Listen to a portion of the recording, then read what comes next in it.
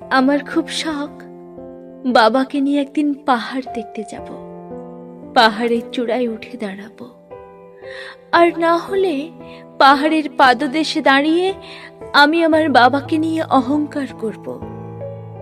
পাহাড়কে বলবো, দেখো তোমার চেয়েও বড় এক পর্বত আমার বাবার বুকে জায়গা করে আছে।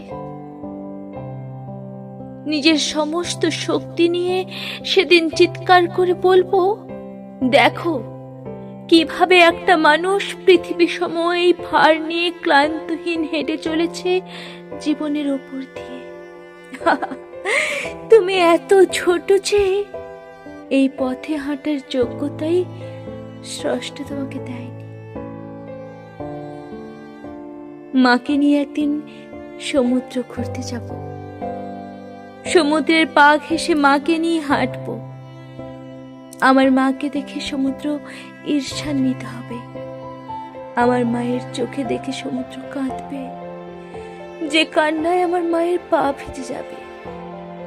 তার চেয়েও বড় এক সমুদ্র সে আমার মায়ের চোখে দেখতে পেয়ে নিজেকে নিয়ে ব্যর্থতার শোক পালন করবে, যে শোকে তার প্রতিটা ঢেউ এসে আছড়ে পড়বে তীরে।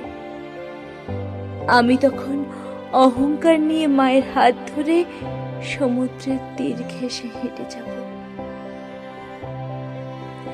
ইদানিং সমুদ্র দেখতে ইচ্ছে হলে আমি আমার মায়ের দিকে তাকিয়ে থাকি,